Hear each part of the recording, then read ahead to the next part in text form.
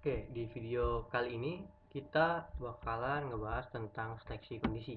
Oke, jadi akan kita bahas itu adalah perbandingan, kondisi, conditional branching, dan operator logika. Operator perbandingan. Sebelum kita ke operator perbandingan, kita harus tahu apa yang dimaksud dengan seleksi kondisi ini.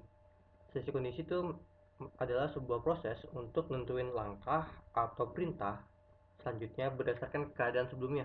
Oke. Nah, proses ini sangat penting dipahami dalam pemrograman. Apalagi kalau misalkan kita memutusin apa kondisi selanjutnya yang harus dieksekusi atau output yang kita inginkan berdasarkan kondisi sebelumnya. Nah, pada bab ini kita bakal belajar tentang seleksi kondisi if, termasuk juga operator perbandingan, operator logika, sama branching di Python. Nah, kita selesai masuk ke operator perbandingan. Operator perbandingan ini digunakan dalam seleksi kondisi untuk ngebandingin kedua nilai atau operan. Oke.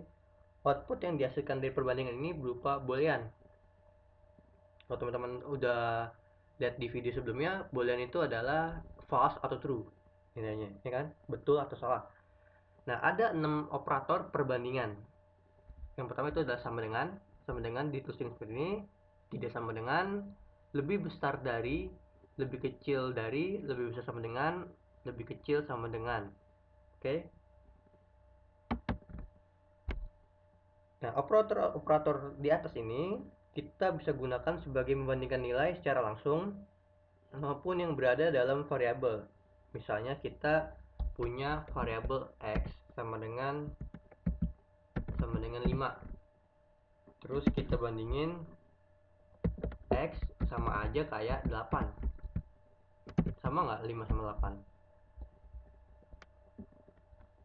Enggak kan?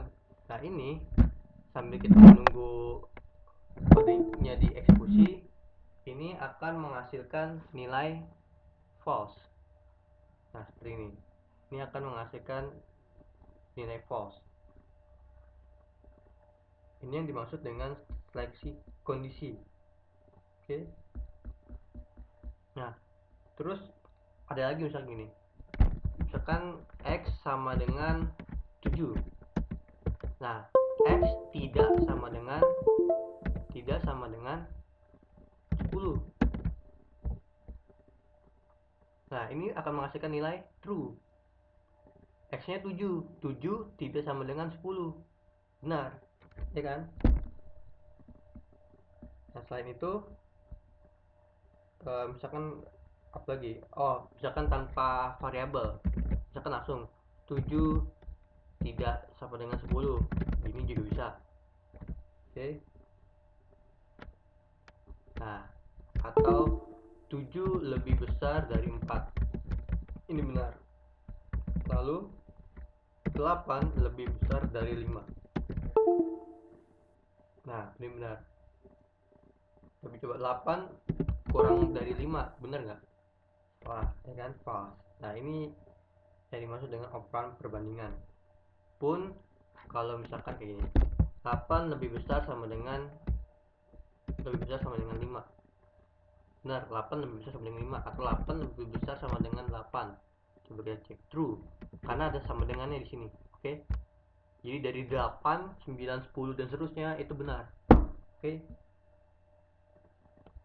Nah, selain angka kita juga bisa bandingin ini, misalkan Jakarta sama dengan Jakarta. Benar nggak? Salah. False. Oke. Karena di sini j-nya besar, di sini j kecil. Ingat, Python itu adalah bahasa yang sensitif. Jadi apapun yang ditulis bakalan sama. Misalkan A, B, C, D, E itu tidak sama dengan saya. Sorry. A, B, C, D, E. Oh iya, tidak sama dengan saya. Tidak sama dengan saya. True. Oke. Sekarang kita ke pernyataan kondisi. Nah, pernyataan kondisi sederhananya gini.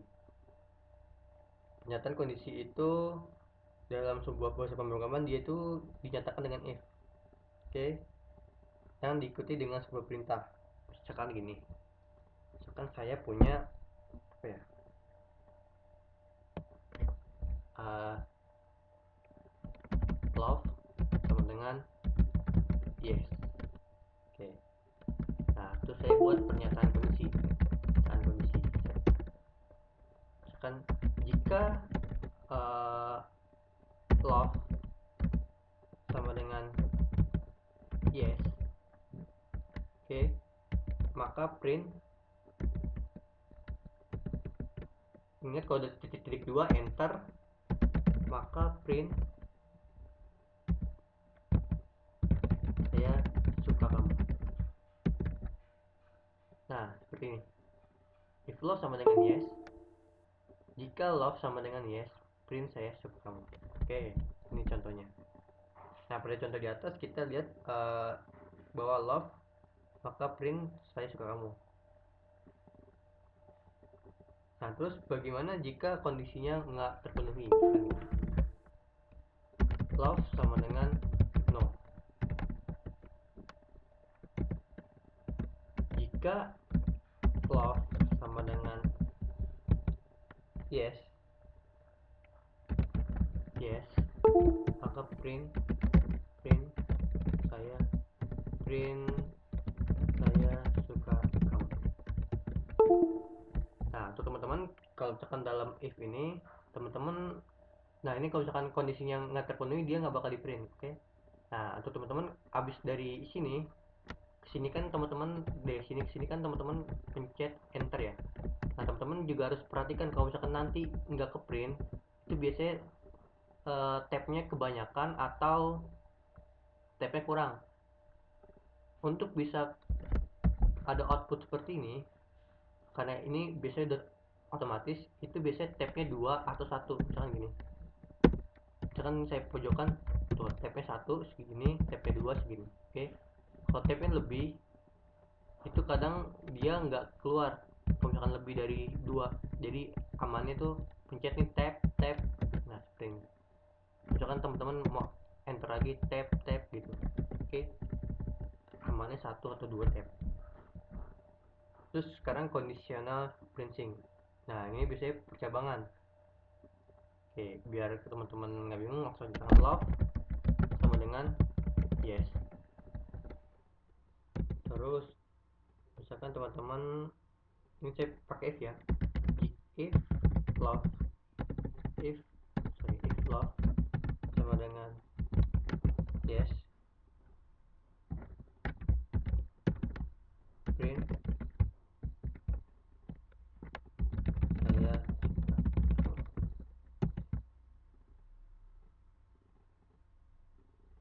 Nah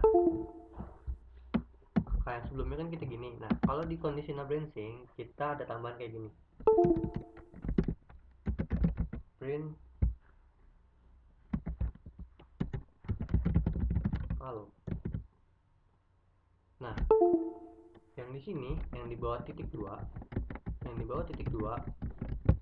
ini yang print saya suka kamu, dia masih terkait erat dengan ini. Nah yang ini halo enggak, jadi yang halo bakalan di print biarpun kondisinya itu nggak terpenuhi. Misalkan gini, misalkan kita ganti jadi no. Oke, kita ganti jadi no. Nah yang halo tetap ke print. Oke, ini dimaksud dengan conditional branching. Terus sekarang selain itu kita ke if else. Nah if else ini maksudnya gimana? Nah, gini. Misalkan gini, love sama dengan yes. Jika love sama dengan yes,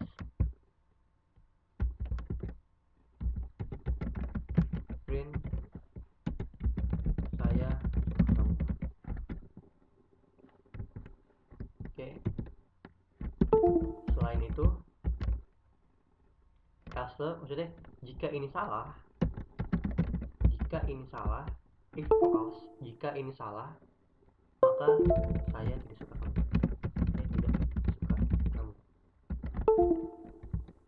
Oke, nah karena ini yes berarti yang di print cuma ini.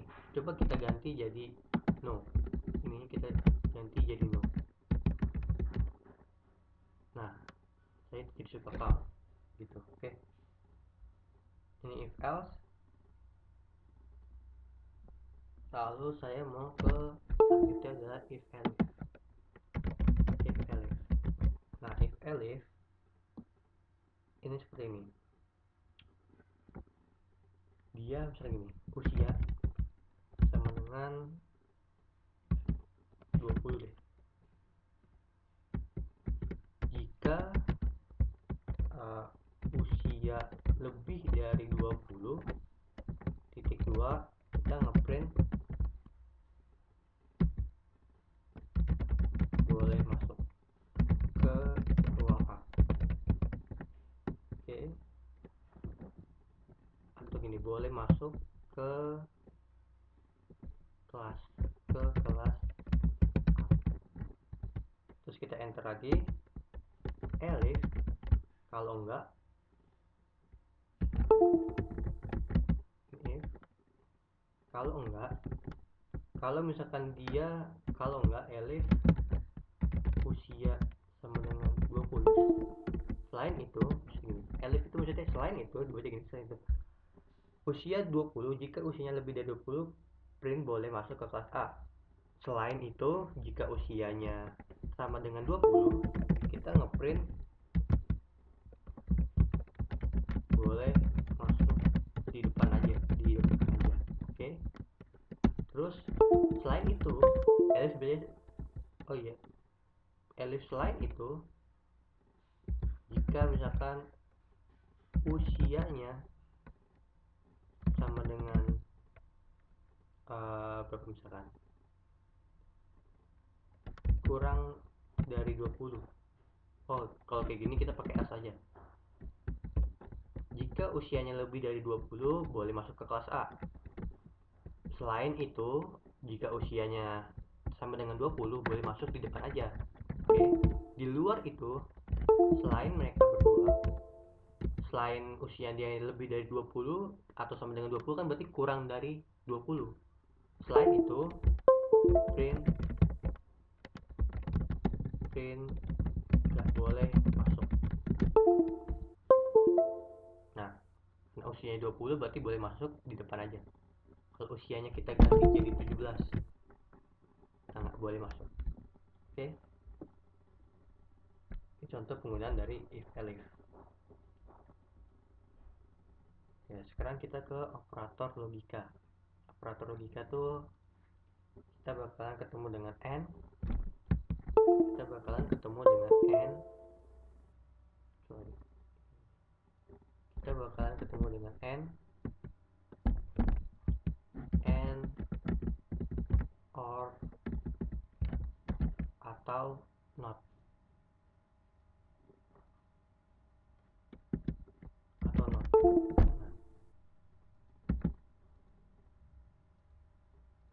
Kita bakalan ketemu tiga ini, and, or, atau not. Maksudnya gini, and itu n akan bernilai true kalau semuanya true. Ini kita lihat dulu operator n. Kita lihat. Nah, nih dia bakalan bernilai true kalau dia itu true. Oke, sorry, ini bukan n. Nah, ini nih n. Ini n or not. Dia bakalan return true kalau keduanya itu true. Oke. Kalau or dia bakalan false. Dia bakalan false kalau keduanya false. Sedangkan kalau not itu artinya tidak. Oke. Itu kata kuncinya. Di n bakalan bernilai true ketika keduanya atau semua operator logikanya benar. Kalau or bakal bernilai salah kalau semuanya salah. Oke. Nah, kita langsung aja. Misalkan gini. Misalkan saya punya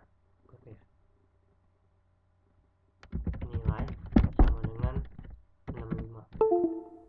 Misalkan kita punya nilai 65. Kalau dia nilainya lebih lebih dari sama dengan 70.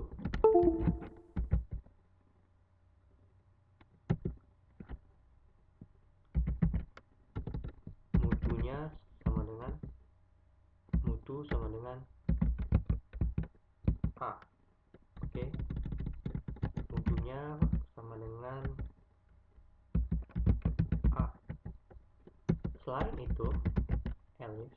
itu, kalau misalkan dia punya nilainya lebih besar sama dengan 60 dan nilainya dan itu berarti keduanya harus penuhi.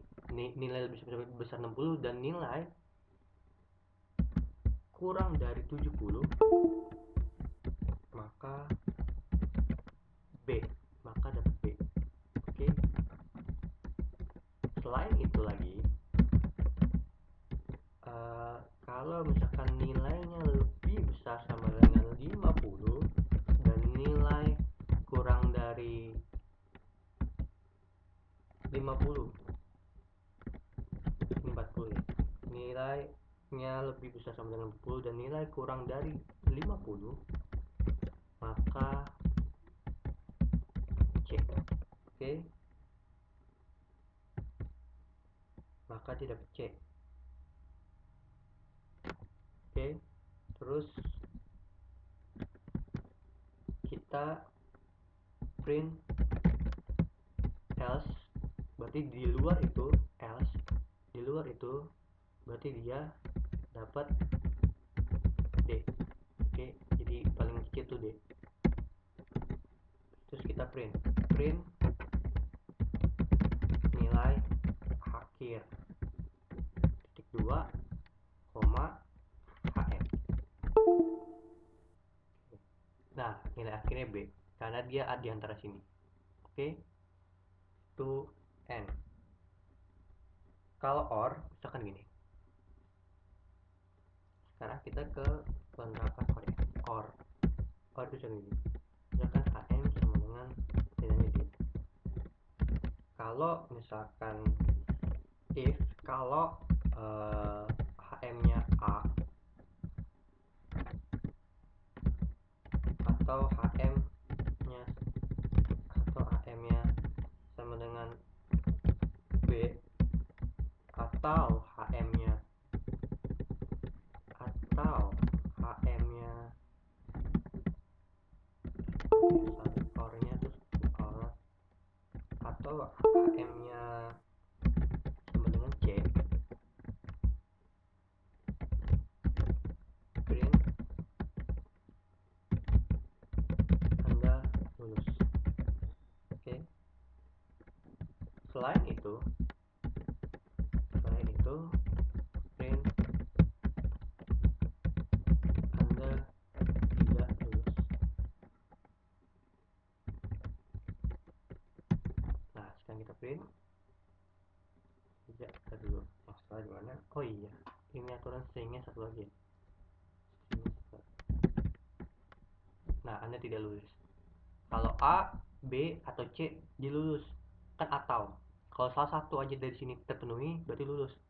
Karena kita nggak memenuhi salah satu dari ini, maka tidak lulus. Oke, itu OR. Kalau not gimana? Nah, kayak gini. Not. Misalkan nilai, ini penerapan not ya. Nilai sama dengan 90. Jika nilai tidak sama dengan 100, print nggak lulus. Selain itu else itu selain itu berarti selain sama dengan 100 berarti dia lulus ya, print lulus.